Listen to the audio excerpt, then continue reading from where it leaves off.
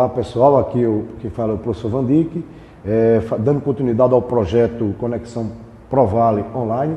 Nós iremos estabelecer aulas de história sobre a Era Vargas. Mas para se entender a Era Vargas, é necessário pensar em 1894, início da República Oligárquica, que vai de 1894 se estende até 1930.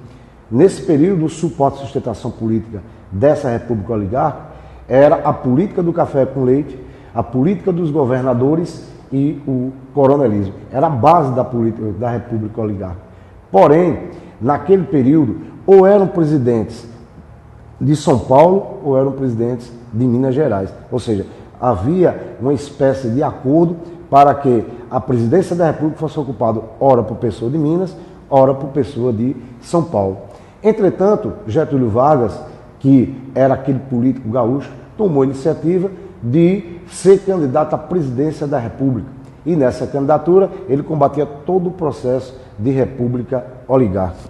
Entretanto, a Revolução de 30, provocada por esse período de instabilidade política da República Oligárquica, onde a população brasileira já não suportava mais a extorsão desses fazendeiros do café naquele período de 1894 a 1930. Porém, o golpe dado por Getúlio Vargas em cima de Júlio Prestes foi por motivos relacionados à crise econômica de 1929 que se alastrou todo o mundo.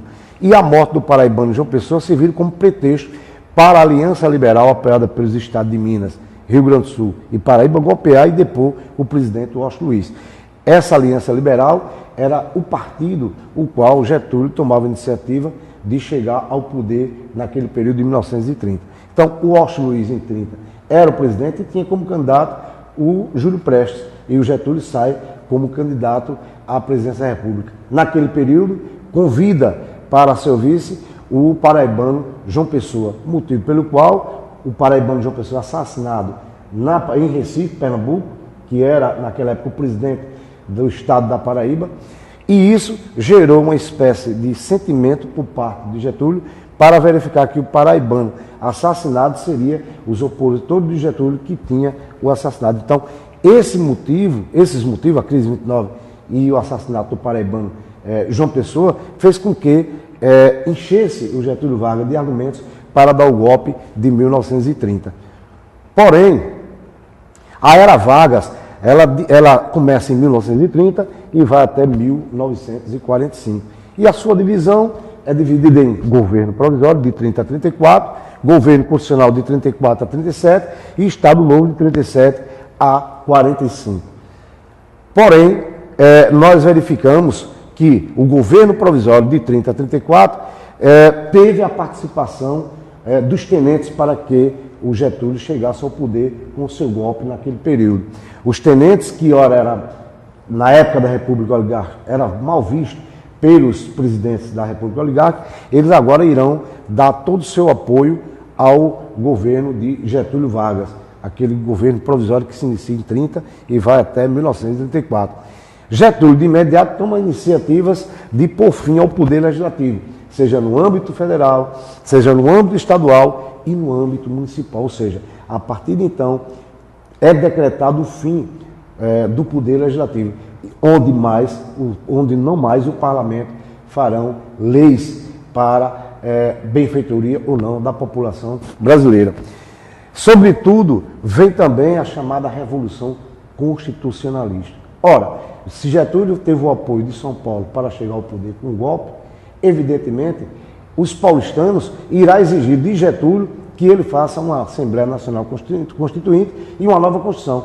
E isso não ocorrendo, 2 anos depois que Getúlio toma posse do governo de maneira ditatorial, ele vai enfrentar a chamada Revolução Constitucionalista. Essa Revolução Constitucionalista inicia em São Paulo para a derrubada do governo de Getúlio, porque ele não cumpriu com o que ele prometeu ao povo paulistano. Então, o povo de São Paulo vai, a partir de então, tomar a iniciativa de ser contra Getúlio e para poder pedir a sua retirada do poder.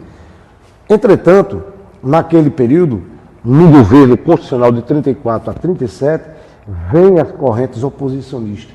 Sem contar que essa Revolução Constitucionalista fez com que Getúlio tomasse a iniciativa de estabelecer critérios para a Constituição de 34. Essa Constituição de 34 dá início ao governo constitucional de 34 a 37, com essas correntes oposicionistas.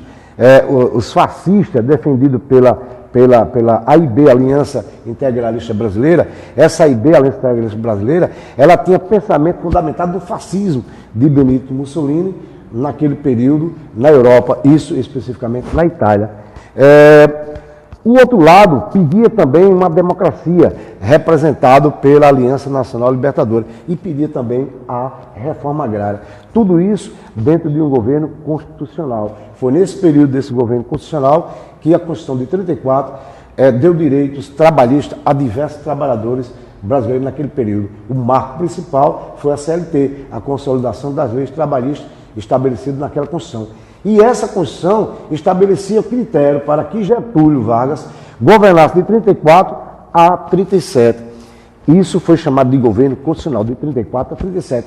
O artigo na Constituição dizia que ele deveria governar até 37. E Getúlio insiste, a partir de então, nesse governo de 37, em dizer que, naquele período, os comunistas, revestidos de um pensamento de golpear, estava querendo tirá-lo do poder. Então, no ano de 1937, especificamente 10 de novembro, ele decreta o Estado Novo, de 37 a 45. Ou seja, Getúlio passa a gostar do poder. Ou seja, em 37, ele faz aquele pensamento em dizer que os comunistas queriam tirá-lo do poder.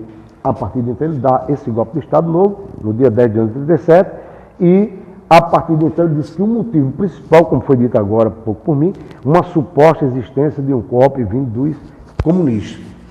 Entretanto, no Estado Novo, Getúlio ele toma certas medidas para poder mesclar esse Estado Novo através de golpe. Primeiro, as medidas que ele toma é a propaganda anticomunista, ou seja, propagar sempre, tome cuidado com os vermelhos, que esse pessoal não quer ver o bem do nosso país. Então era propaganda contra os comunistas. E a outra propaganda estabelecida por Getúlio era a censura, nos meios de comunicação. Ele dizia que nós temos que controlar os meios de comunicação. Então essa censura foi estabelecida. Repressão às atividades políticas e prisão de inimigos políticos. Foram medidas tomadas por Getúlio para dar continuidade ao seu poder. Publicação, isso para poder favorecer ao povo como um todo.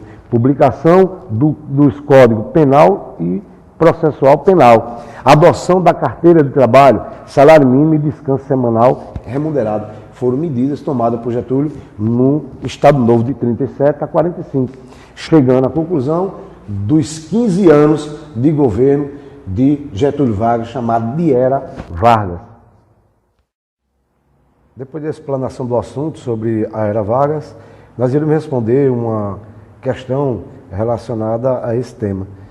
Da PUC, Pontifícia Universidade Católica de Campinas, e vocês devem observar a caricatura que está sendo colocada para vocês, que diz o seguinte: novo regime, nova roupa, a roupa nova, excelência. Um pouquinho apertada, os movimentos, compreende? Isso aí, essa caricatura é de Nássara, Suplementos do Bom Humor, de 1934. Então, a caricatura revela um momento da chamada Era Vargas, quando Getúlio preparava-se para. Então, veja bem, veja que essa caricatura mostra ele de paletó, de gravata, bem à vontade, como que iria tomar posse, ou coisa do tipo. Mas a caricatura revela um momento da chamada Era Vargas, quando Getúlio preparava-se para. Letra A. Assumir a presidência da República, após sua eleição indireta pela Assembleia Constituinte. B. Liderar um golpe militar, instaurando um período histórico conhecido por Estado Novo. C. Disputar as eleições diretas para a presidência da República, no contexto de redemocratização do país. D. Executar os princípios do Plano Cohen, visando impedir o avanço dos comunistas e dos integralistas ao poder. E. Comandar uma revolução constitucionalista contra a oligarquia no setor. Então, analisando cada uma dessas letras, nós iremos procurar colocar qual é a letra correta. Letra A, assumir a presidência da República após sua eleição indireta pela Assembleia Constituinte. Ora, Getúlio não foi eleito, não teve eleições para a presidência da República, portanto, não pode ser a letra A. Letra B, liderar um golpe militar instaurando um período histórico conhecido por Estado Novo. Então, veja bem, se Getúlio naquela ocasião liderou um golpe militar, né, e colocou ali, naquele período, o motivo, né, o argumento de que os comunistas estavam querendo tirá-lo do poder, então ele de imediato vai logo liderar esse golpe militar, instaurando um período conhecido como Estado Novo, um período em que Getúlio vai administrar de maneira efetiva diferente de quando ele inicia em 1930. Então a correta será e é a letra B. Agora, a letra C, por que não é? Disputar as eleições diretas para a presidência da República, no contexto de redemocratização do país. Então não havia naquele período eleições diretas. Eleição direta só veio depois, né? Na década de 50 e diante. Letra D, executar os princípios do Plano COI, visando impedir o avanço dos comunistas e dos integralistas ao poder. Quer dizer, executar os princípios do Plano COI, ele jamais iria executar esses princípios, porque Getúlio não tinha pensamento comunista, ele era contra os comunistas.